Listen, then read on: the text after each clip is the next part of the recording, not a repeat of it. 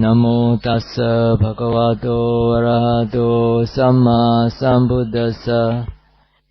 Namo tassa bhagavato arahato samma sambuddhassa. Namo tassa bhagavato arahato samma sambuddhassa. The title of today's talk is Spiritual Self-Defense. Anyone here taking self-defense of any sort? Taekwondo or karate? Anyone doing anything? Not so many people, right? Nowadays, if you know karate or taekwondo, so people with a pistol can just shoot you and can't do anything to defend yourself.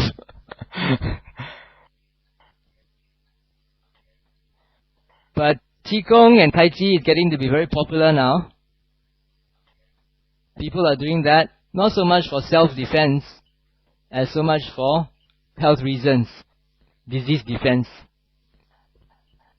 These days, cancer and heart disease is very common. So people are more health conscious and doing all sorts of exercises. Right or not? When I was small, when I was in sixth form, I was a prefect. When I became a prefect, some of our board members said, hey, you better take up self-defense, Those boys can be very naughty. You try to be too clever and then they'll beat you up when you're out of school. So that was one of the reasons why I took up self-defense in my school days.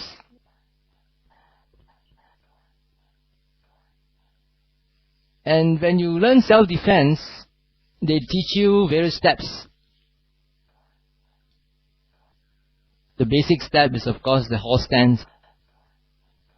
Whether you're doing taekwondo or karate or tai chi, you have to learn how to stand in the horse stance, which is supposed to be a very stable sort of posture.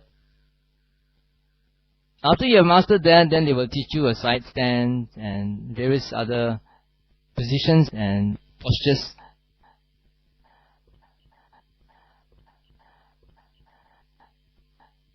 So today, in spiritual self-defense, there are also several steps that you can take. And I have named these steps following somewhat the way the Chinese name their stances, like the praying mantis stance, stance of the eagle swooping over the rock or something, right? I'm going to give you 5 steps. The first step is called scarecrow. The second step is called hard heart.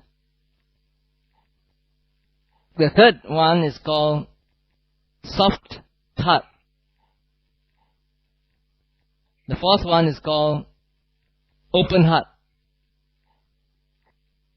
The fifth one is called clear heart.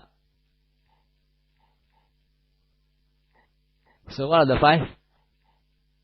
Scarecrow, hard heart, soft heart, open heart, and clear heart.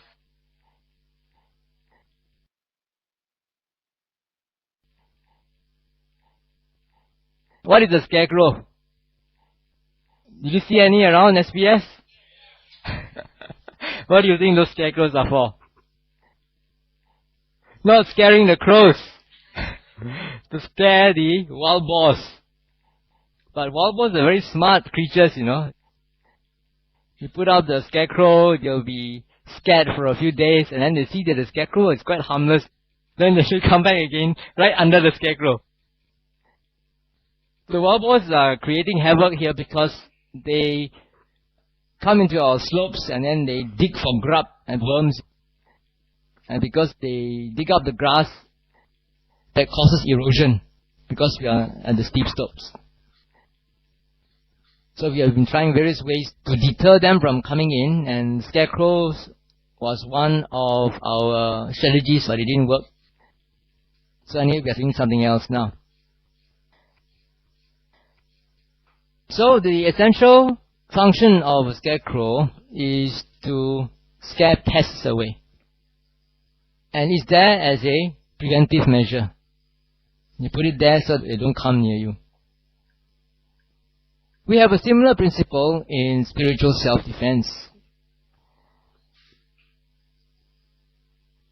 When I talk about spiritual self-defense, I mean defending yourself against spirits and unseen beings.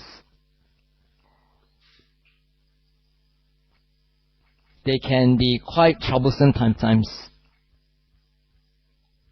So the first principle of having a scarecrow is very easy for most people. What they do is they go to the temple and ask for holy water, right? Not? Or they ask for these holy strings, they tie around your wrist, or you ask for talismans. The Thai monks are very famous for giving away talismans or Buddha images. Some of these are quite powerful. You'll be surprised at the efficacy of it. Holy water, for example, can be quite effective. And there is, in fact, a scientific study that was made in Japan by some Japanese scientists. They make a very highly magnified photograph of the structure of water before and after chanting. And they found that the molecular structure or the crystalline structure of water, when it is magnified many times through an electron microscope, seems to be very haphazard before chanting. But after chanting is done, it becomes very, very ordered and beautiful. And the order of how the crystals are arranged or are formed signifies that there is an order in it and a harmony after chanting has been done. So although physically with the naked eye we cannot tell blessed water and ordinary water, but actually there are some molecular changes that have been made because of the chanting. To give you one example of how effective this can be, some years ago I was staying in another hill over the other side. It's called Air Kuning. That was in 1999, I think. They built a little kuti for me there before I started this place. And I stayed there alone. And there was one person who was employed by the orchard owner to take care of the place. He was actually quite a tough person, a gangster. So a very tough guy. He was doing his work down at the foothill. One day, as he was doing his work there, he felt an eerie feeling. There were goose pimples all over his body. And then he went back home and he felt sick. He felt sick, so he slept, and we had a dream of this woman. She was dressed in white, like a nun, bald-headed, and she asked him, says, "Can you help me? I want to go up there to where the monk is staying, but I can't go up there. Can you help take me up?" She wants to come up to where I'm staying, but somehow or other he cannot come up. There's some invisible protective barrier that is preventing her from coming up to see me. So he comes up sometimes to see me, to help around in his motorbike. So probably she wants to pump a lift on the motorbike to come up. So he said, "How can I help you?" He says, no, you're always going up there. I cannot go up, Missy. So please, next time you go up, I want to go up also. And then he felt really very sick, cannot eat, and fever. The next day he came to see me and told me this story. Then he asked me, how can I help him to get well again? So I said, well, in that case, what you do is go and get some bamboo or some coconut leaves and bring me some water. The ways the Thai monks do, they dip in the water and then they hugely. That was the first time I did it, I've never done this sort of things before. So he came up and he went to find the coconut leaves and brought some water for me. And I said, okay, this is drinking water, this is for you to wash. And another one, he put it into a bowl, and I did some chanting some paritas. And then after that, I dipped the bunch of leaves into the water and then sprinkled on him. And he said miraculously, the moment I sprinkled on him and the water touched him only, he felt better already. And then after that, I said, okay, this is for you to drink, and this one, you go back, you mix with water and you bathe. So he went back home. Next day, when I came down for Pindabat, I met him along the way. He came to do his work. And I said, how are you? Oh, he says, I'm okay, thank you. So, it can be very effective. Also, it's very easy for lay people, because you all don't have to do anything. All you need to do is go and see a monk, chant for you, finish. Right?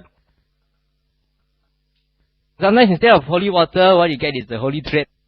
People chant and then give you a thread you tie around your wrist. There are also many talismans that are available since a long time ago. Very famous one is Lompo Thot. You heard about that, right? Lompo Thot, very famous, very powerful. And in Thailand, they have all sorts of talismans. Some is to protect you from firearms, some to protect you from knives, some protect you from accidents, some to bring prosperity to you, some is for you to charm a woman you like. All sorts of things are available. Some are anti-black magic. If you wear the talisman, then it seems that evil spirits cannot come and disturb you. In Burma, they have many spirit cults. Some of these people were also spirit cult leaders before in the past life, and they are reborn in an existence where they have still connections with the world. In these spirit cults, if you want to be a member, you have to go through a certain initiation ceremony. Of course, this is not very Buddhistic, but it seems that some of these good spirits are Buddhist spirits. So you have to take the 3 refuges and you have to take the 3 precepts, not all of the 5 precepts. It's okay to kill and it's okay to take liquor, but the other 3 in the middle cannot do. It's a very strange sort of precepts. Then after that, they inoculate you with a certain herbal concoction. And because of their inoculation, you become a member. And so the spirits can recognize that you are their member. You are also invested with certain powers, You can even become an exorcist. If someone is possessed by a spirit, you can go there and invoke your cult spirits to come and exorcise the spirit. And ask the spirit to come out and say, why are you possessing this body? Why are you causing trouble? And depending on the power of the cult and the cult spirits, they can help to exorcise evil spirits.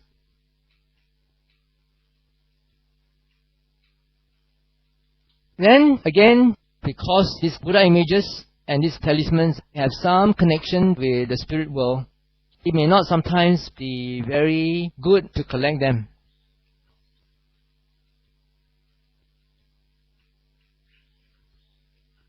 When I came back from Myanmar in 1994, I went to Sarawak for about 4 years to do my own personal retreat.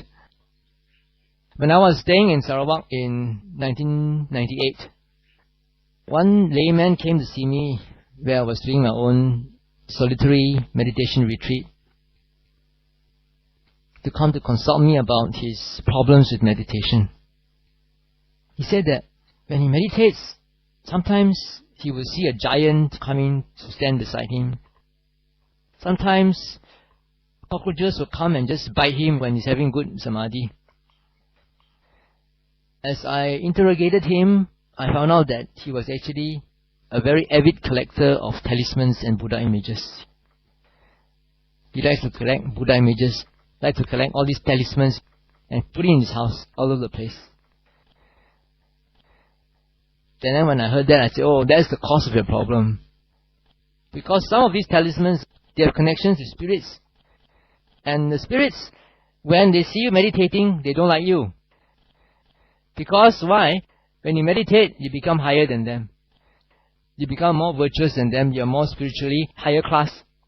And they have to go below you, you know. So they are jealous, they come and disturb you. There's this story of a meditation teacher in Myanmar. Before he came into meditation, he was also a cult. He was in this spirit cult. It's very popular for them to have this so-called rosary beads, 108 beads, and then they will recite the virtues of the Buddha mentally. Itipiso bhagava rahang sama sambuddho. They will do that 1,000 times, 2,000 times, and because of that, when your mind calms down, then they can communicate with spirits.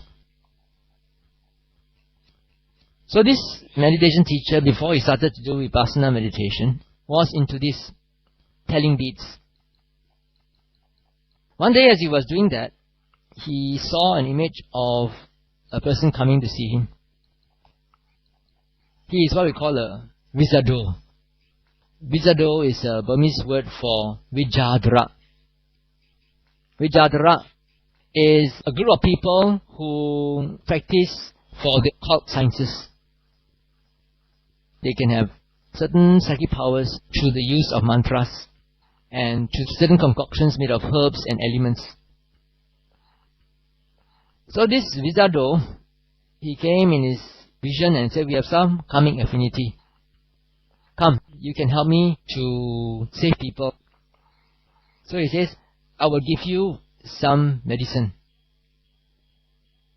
And I will ask one of my disciples to bring that medicine to you on such and such a day. So after he got up from his meditation on the beads, sure enough, a day or so later, a person whom he didn't know before came with some medicine to give him. And then he said, who asked you to give me this medicine? He says, I don't know, when I was sleeping at night, I had a dream. And then the next morning I woke up, this medicine was by my bedside. And this person in a dream told me to bring this medicine to give it to you. Okay, so to cut a long story short, later, when this Sayadaw went into Vipassana, he was meditating. I think he was having that medicine on the table, higher than where he was sitting. As he was meditating, he saw, all these spirits telling him, don't put that thing so high, because now that you're meditating, you are higher than us, we cannot stay up there, you must put us lower than you. So I told this guy in Sarawak that the cause of your problem is probably because of all these talismans and Buddha images that you are keeping. So if you really want to progress in your meditation, you must get rid of them. And he said, Ayo, like that how? If I give to my friends, all these spirits will be disturbing them. And I said, you give back to the person from whom you got it from. So eventually he got rid of it. And a few years later, when I returned to Sarawak, he met me. And he said now his meditation is going on very well. Since he got rid of that, no more disturbances. So getting talismans may not be such a good idea, because you don't know what are the strings attached. Sometimes they are not really Buddhist ones, They are by this white magic. They are some link with some spirits.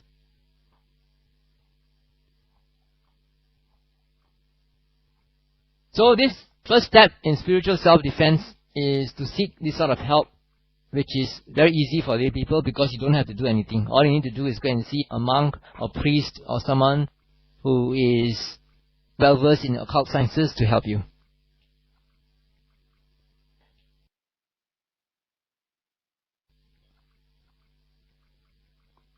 The second step is heart.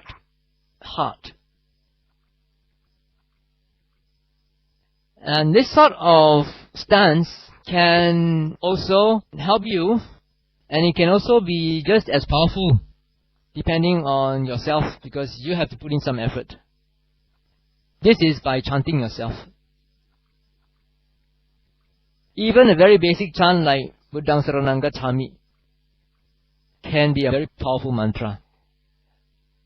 Not to speak of Itipiso, which is a longer one. There is a story of a boy from the commentaries. I think he was running an errand in the late evening, and then he was tired, so he went to lie down by a charnel ground at the pavilion. And he fell asleep, and then he woke up and it was dark already.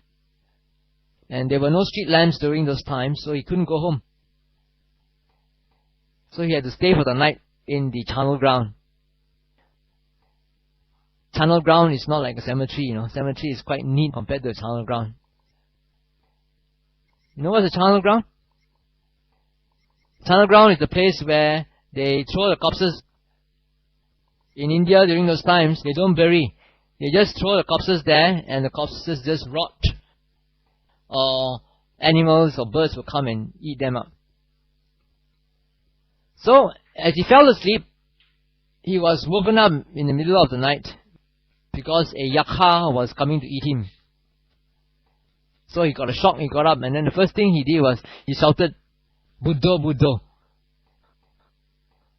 Very simple, only Buddho, Buddho. The moment the yakha heard the word Buddho, he ran away. So he was saved because of that Buddho chant. I can give you a personal experience of mine that happened 25 years ago when I was in MBMC, Malaysian Buddhist Meditation Center in Penang. At that time I was just a Samanera. I think I just got 1 year as a Samanera. And at that time, the founder of MBMC, Lompo, went back to Pat Yai for some reason. And Venerable Ajahn Chamriang, the Malaysian Thai monk, came to visit MBMC, so he was the senior most monk there. And in the evening, we were sitting at the dining hall there, having a chat. And then one pretty young woman came into MBMC, and she was like in a daze, She came and says, Bhante, can you please help me? As I was walking along the road just now, someone passed this packet of leaf to me. And now I feel in a daze. I don't know what to do. Can you help me? So Venerable Chanmyang says, oh, no problem. Just give this to him. He asked her to pass the packet to me, And then he asked me to throw it into the dustbin. And then he said, okay, now you repeat after me. He asked her to repeat Namo Tassa and Buddhang Saranang Gacchami, the 3 refuges. After she did that, she said, oh, now I feel okay already. Thank you very much. And then she left. So, after that, I felt a bit strange. I was not in a daze, but I felt a bit strange. In the evening, when I went back to my kuti, I lie down on my bed. And then at that time, I had all these goose pimples all over my body, And my heart was shaking like mad. It was very early in the evening only, not late in the night. Couldn't sleep, and I felt very disturbed, very agitated. Goose pimples all over my body.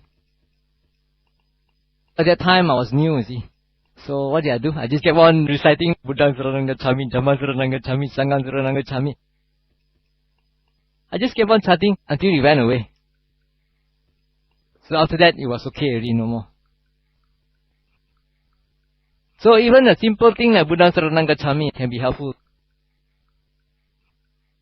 Don't underestimate it. Don't think that you must learn some very long paritas to be able to protect yourself. So a simple thing like that also can work.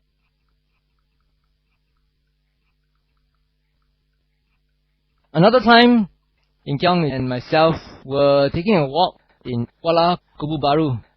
In Kyang was my kapiya. and can do chanting very well, almost like a monk. So early in the morning, we went for a walk. He took me in his car along the road to Fraser's Hill. That time, they had already designated a place to build the reservoir. So that time, we went into that place and took a walk around the jungle. As we passed one particular bush, In Kyung suddenly felt strange, He said, hey, how come I'm so itchy? Like some things are pricking me all over the place, my whole body. But it was not an insect bite. They were just pricking. Oh, then I said, it's time to do chanting. So he did some chanting, he did itipiso. But not verbalized, he did only mentally, Before he reached the second verse, the thing already gone. So, don't underestimate chanting. If you learn chanting in your Sunday school, make sure that you learn it well, and whenever you get into trouble, you can try to make use of it. This was even suggested by the Buddha in a sutta called the Jabda Sutta, where the Buddha said that if a bhikkhu dwelling in the forest is suddenly frightened, then he should recollect the virtues of the Buddha, or the Dhamma, or the Sangha. Then his fright will be relieved.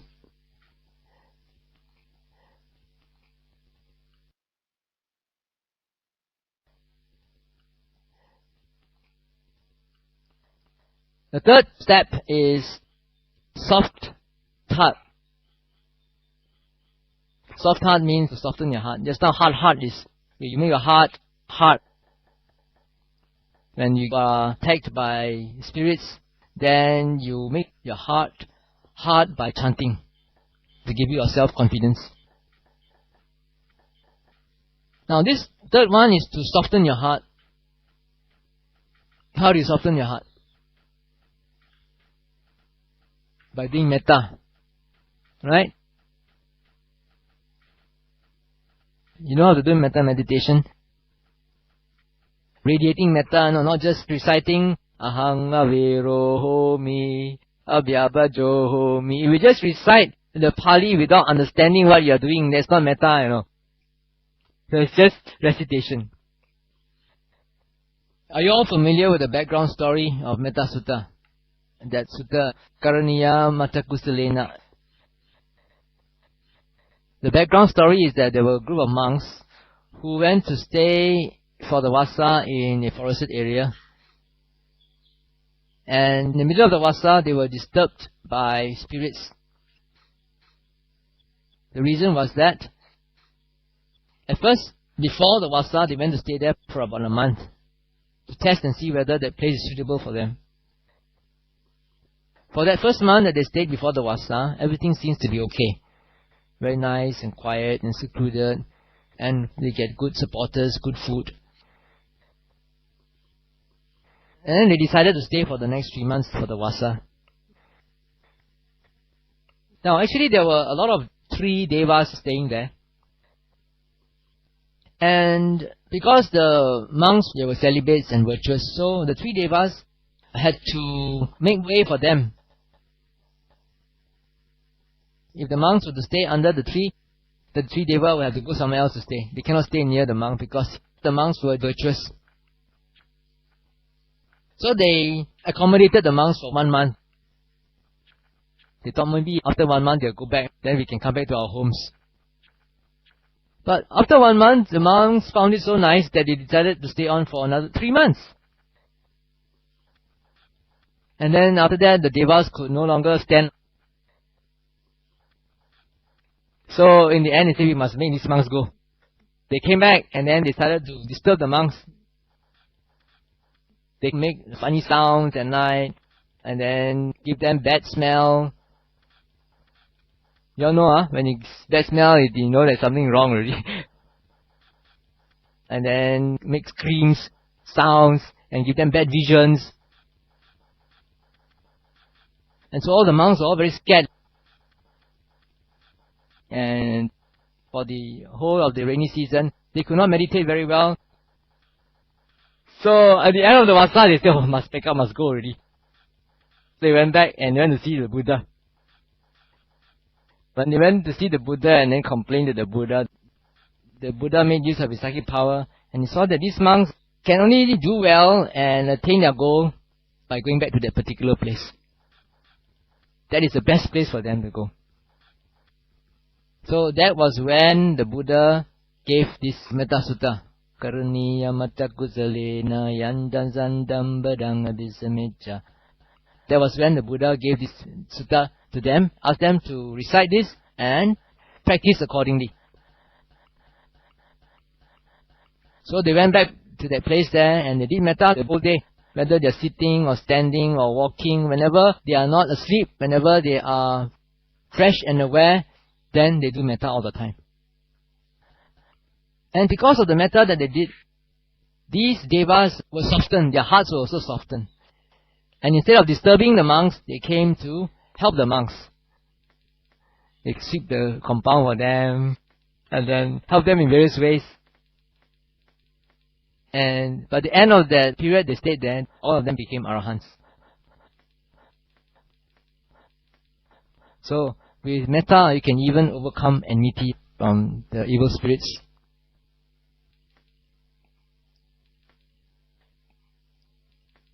Another story is Reverend Sujiva. He was meditating in Aggacitta one day, about 20-25 years ago. He went to stay in somebody's orchard land. And the orchard owner told him, this place is a bit wild, there are a few civet cats around. So, if you hear any noises at night, don't be frightened. So, he took his Thai Dutanga umbrella and a mosquito net, hang it under a tree at night, and then started to do meditation. He started off by doing some samatha meditation, by doing 32 parts of the body, head, hair, body hair and all that.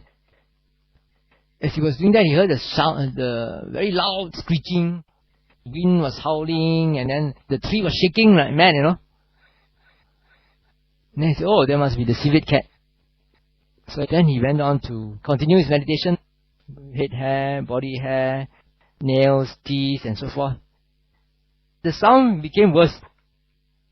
And then he stopped to think. He said, come to think of it, civet cats don't scream on, do they? Can't shake the tree so well. There must be more to it. And then he said, I better do some metta. So he did some metta.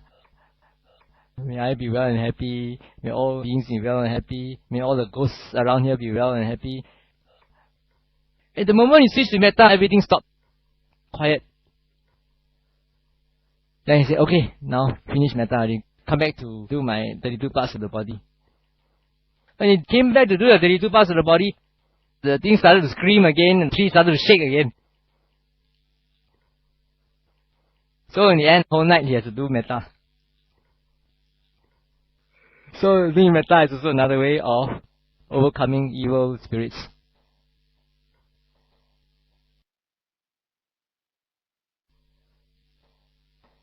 The fourth step is called open heart. How do you open your heart? Just now you soften your heart, now you open your heart. Open your heart means to share merits.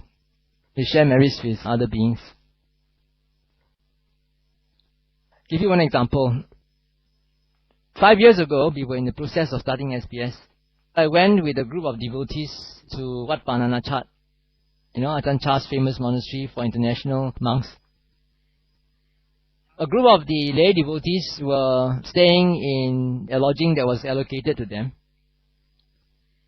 2 of them were staying in the same room.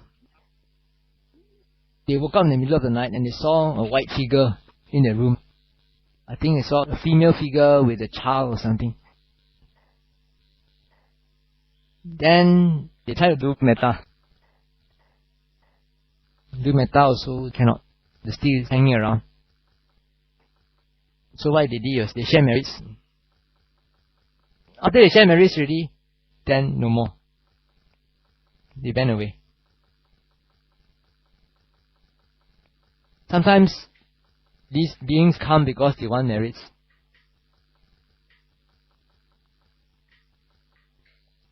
There's also another story of some monks who were staying in Balai Pulau Buddhist hermitage up on the hill. in Penang, there's also somebody's durian orchard. Then there was one particular kuti is supposed to be haunted. So the monk was staying there, and then in the middle of the night, the ghost came. And then this monk said, "Why you come and disturb me? He said, I'm a young monk, you go up there, there's another monk up there, he can help you." So the ghost really went up, he left him alone, he went up there. So the other monk was up there, and then the ghost came. Then the monk knew what to do. He did metta and he shared merits. And so he went away. So sometimes you share merits also, they will go away.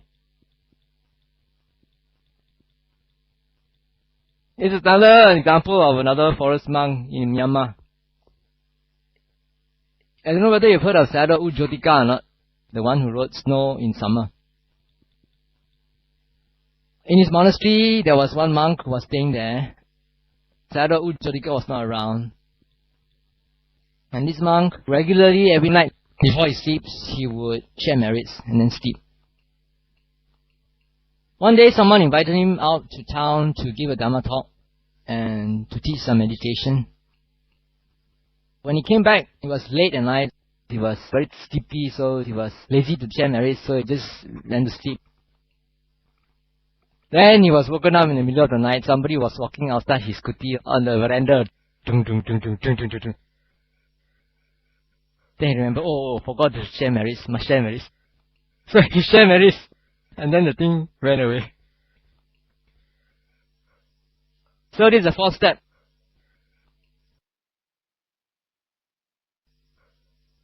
The fifth step is clear heart. How to make your heart clear? By practicing vipassana meditation. If you are able to be mindful of whatever that's happening around you, your mental state, even when you're afraid, if you are mindful of the sensations in your body, of your fear, then it will go away.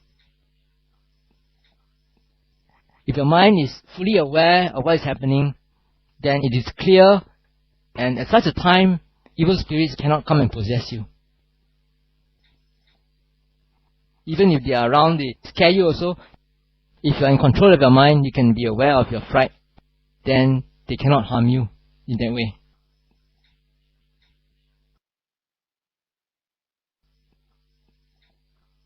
There's the case of one young engineer. He died of cancer at a young age. After he died, he was in this spirit realm, and somehow or other he had a karmic affinity to another young man. He would sometimes possess that young man, and teach him Dhamma. Because this young engineer was also a meditator, he knows Dhamma. He would teach him the 5 precepts, teach him metta, teach him vipassana meditation. Although he was quite grateful for the teaching that he got from the spirit, he didn't quite like the idea of being possessed. Because it was out of his control, The spirit will come and possess him and he cannot do anything.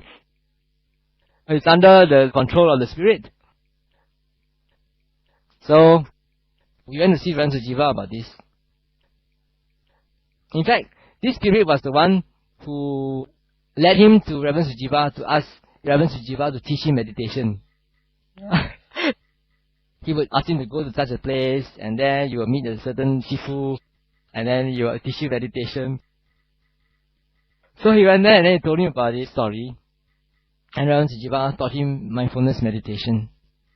And asked him, see, next time when you feel that he's coming already, you be mindful. Be fully aware, be mindful, watch your mind properly, then he cannot come. So, when he felt that the fellow is coming, he'll be very, very mindful. And then the fellow cannot enter him. So, your mind must be strong, and you must make it very clear.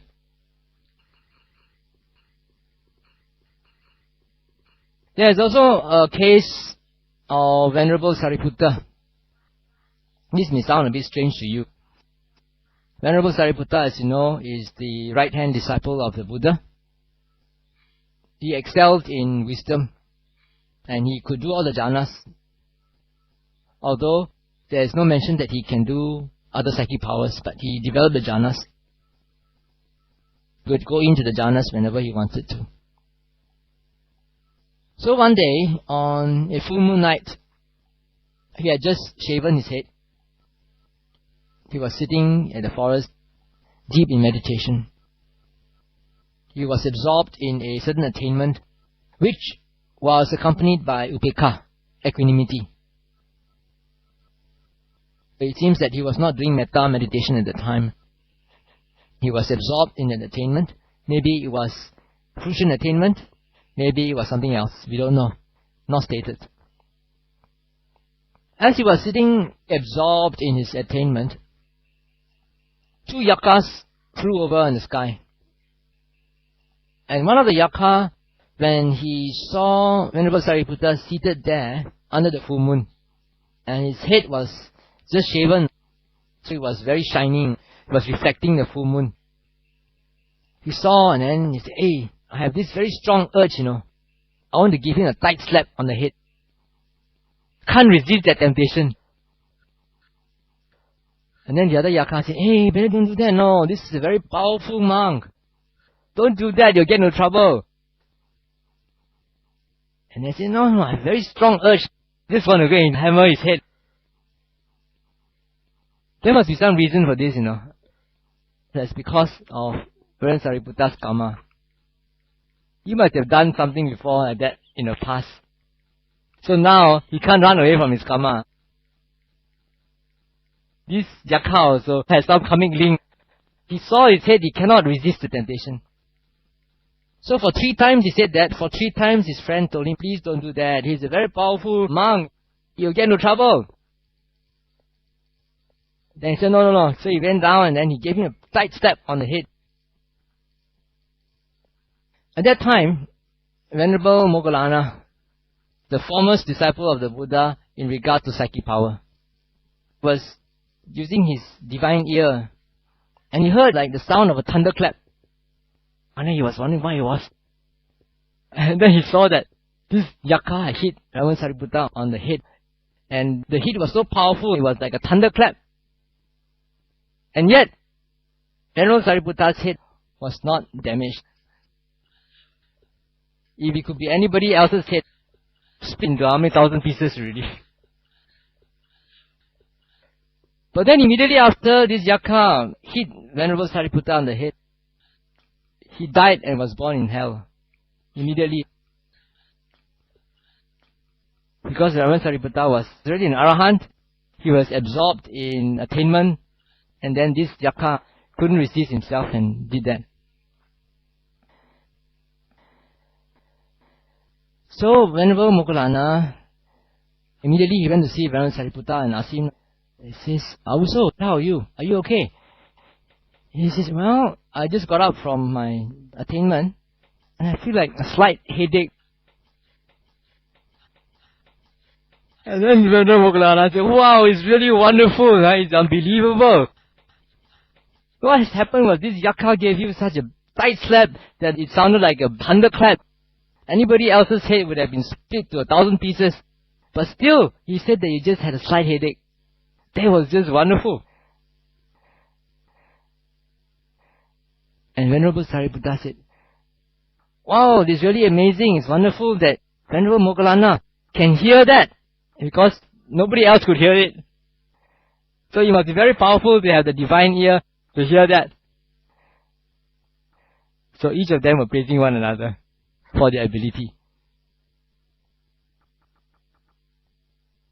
The moral of this story is that when one is absorbed in concentration with very good mindfulness, even though you are attacked by spirits, you are not harmed. Harm also very little only. So this is the 5th step. Let's go over the 5 steps again. What's the first one? Scarecrow. Second, hard heart, soft heart, open heart, clear heart. Right? When you learn martial arts, they will teach you all many different steps. But you don't know when you're going to use them. Sometimes you have to use this, sometimes you have to use that, depending on conditions. So it doesn't mean that when you use one, it's going to work all the time. Right? So you must be versatile. You have all the tricks in your pocket. You try one, it doesn't work, you try another one. So don't say that, oh, I just take scarecrow enough already. Sometimes that one might not be powerful enough. Then you have to try something else. Give you some examples of how we need to juggle around and see which one is better, or which one is more effective for that particular occasion.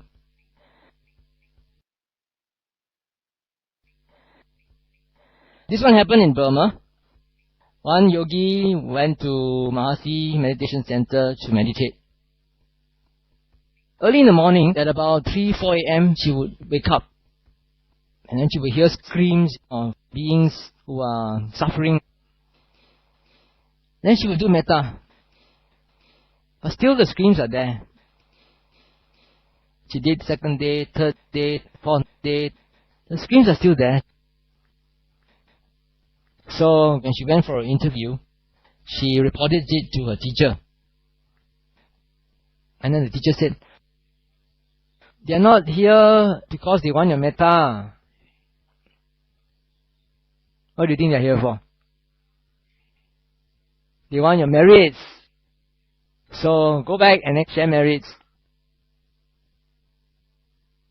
And so the next day, that's what she did. When she heard the sounds, instead of radiating metta, she shared merits. And after that, no more.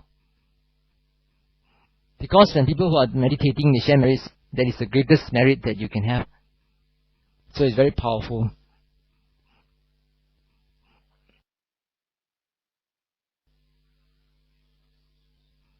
Then another example is someone who did step number 1.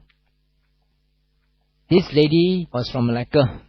Told me this story many years ago. I've forgotten the details already. I can remember only roughly what the story is about. She had some strange affinity with a Christian spirit.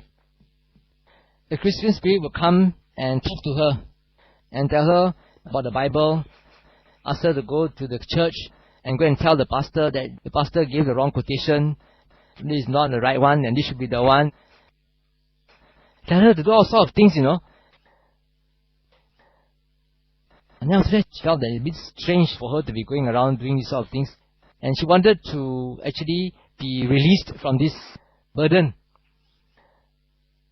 This Christian spirit, again and again, would ask her to go to church, ask her to preach to her friends, family members to become Christians. And she came from a traditional Taoist family. So she also didn't know what to do.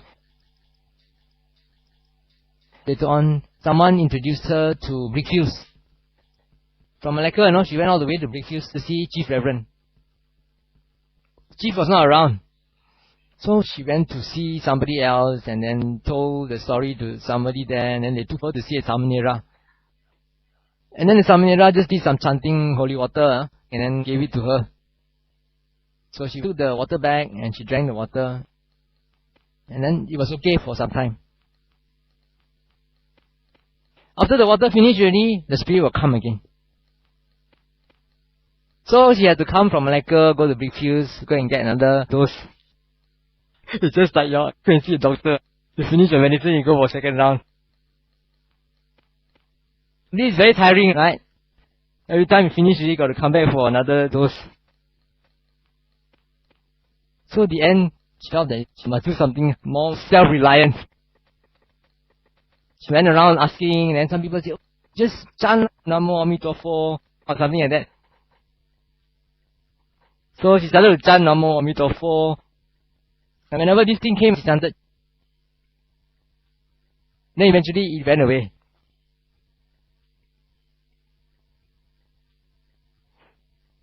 So now she went to step number what? Step number 2, right? Heart. At that time when she met me, she was still around the stage. So I taught her metta and how to share merits. And after that, I don't know, I haven't heard from her already.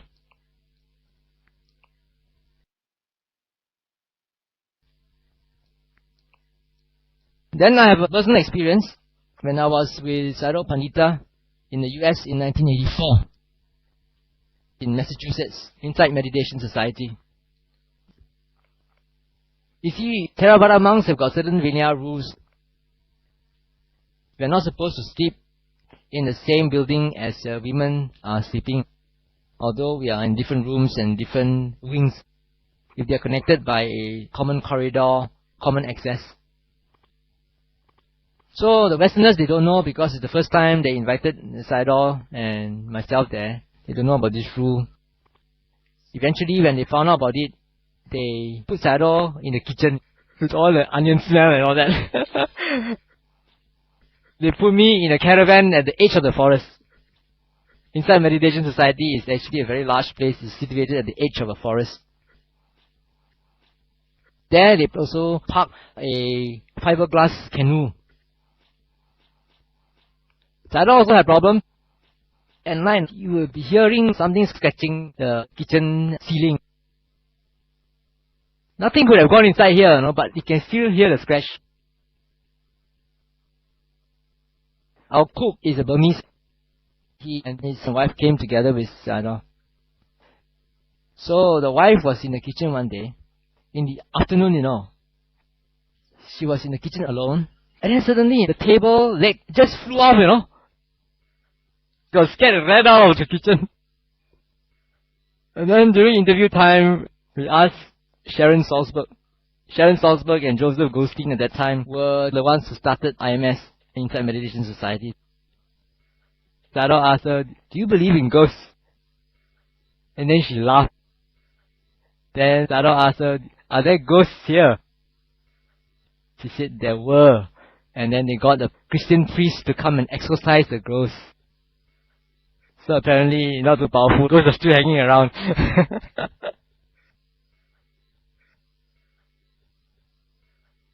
Anyway, coming back to my story, I was housed in a caravan. At the time was end of spring, but still it was pretty cold. So when I go to the caravan, it's not heated up, so it's very cold. I have to sleep inside 2 or 3 layers of sleeping bag. The first few days and nights, it was okay. And then after that, one night, I was sleeping there, and then suddenly I woke up. I felt that there's something around me. I feel very uncomfortable. Something moving around in the garage. And then suddenly there was a thump. Something banged my caravan roof. My caravan actually is parked under a garage with another roof. So if anything fell, it will fall on the upper roof, not on my caravan roof, right?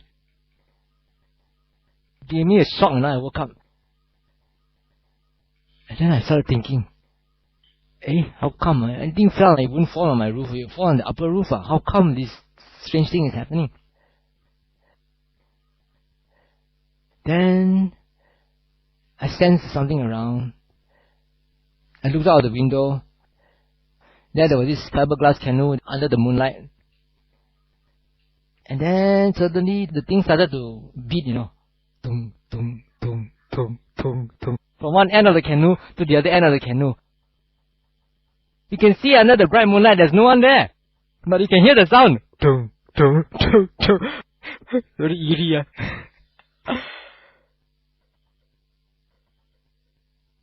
What do you think I did?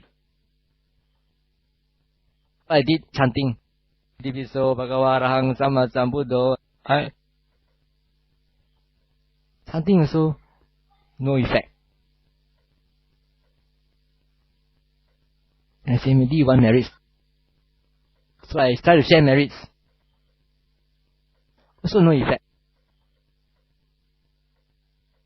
And I say, maybe it's a Christian ghost. Because my son also, he won't go away. I share marriage, so I don't know how to receive. Because this place was last time a Christian seminary, was bought over by the Insight Meditation Society. The episode cannot work, sharing marriage cannot work, so I did metta instead. As I did metta, surprisingly the thing stopped. Stop already, say okay lah, finish already, now I can go to sleep. The moment I close my eyes and sleep, the thing tung, tung, tung, tung, tung, started again, so I had to do metta. We were playing the game the whole night, Whenever I want to fall asleep, it will start to bang again, and then when I do metta, it will stop.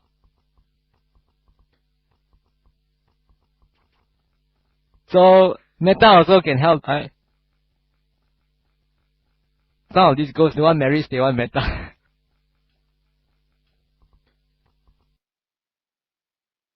Another example is when I was staying in Sarawak.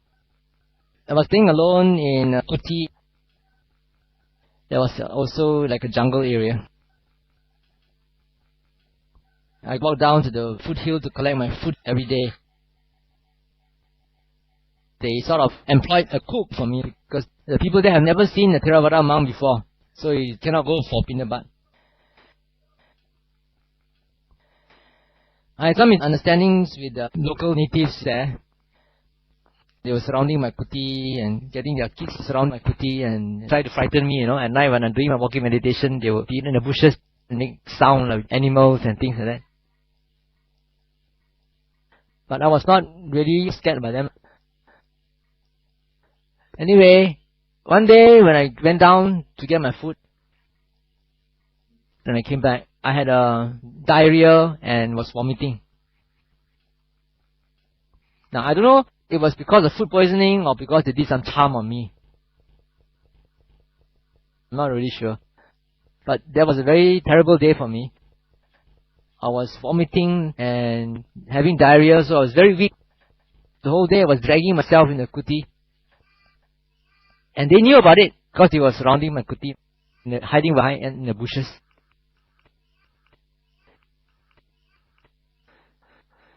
So at night, I lay down on the floor. Really, that time was totally exhausted already. Usually at about 8 o'clock, I would do my evening chanting. They also know I'm doing my evening chanting because they are around. But that night I couldn't do my evening chanting because I was so weak. I just lie down flat and was doing anapanasati and chanting mentally in my mind. Then suddenly I heard a war cry from the top of a hill, and then they threw something and it fell by the side of my window. And then suddenly I hear sound like somebody whispering and chattering around. I say, oh, they're coming up into my kuti. But actually I already locked the kuti from inside the door. So even if they were outside, they couldn't get in. Then I listened closely. The sound is not coming from outside, The sound is at my ear. And the sound was like playing off a tape recorder, the hissing sound in the background. But they were talking in a language that I cannot understand. And then they broke into a chant.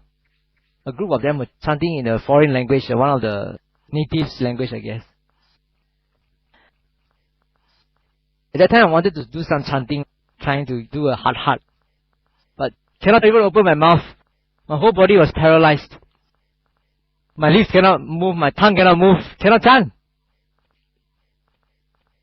Then the thing started to pull me, literally pull my legs. They sent ghosts into my kuti. Pull my leg, pull my ankle. So what can I do?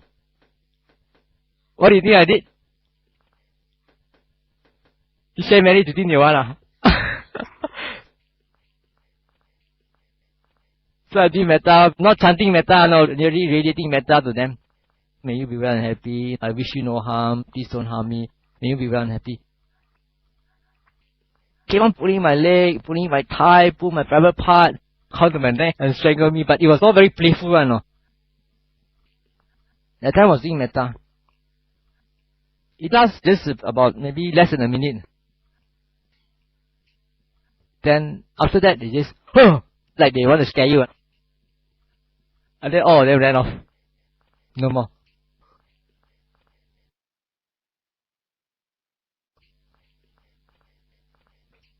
So it was just a very short episode. But just to show you that you have to be versatile. One cannot work, you must do the other one. So you must learn everything, all the 5 steps. Don't just learn one and then think that you are secure. Right? So, today's talk is on spiritual self-defense. I hope that you all will be able to absorb what I tell you and go back and practice well so that you can protect yourself as well as your friends and members of the family.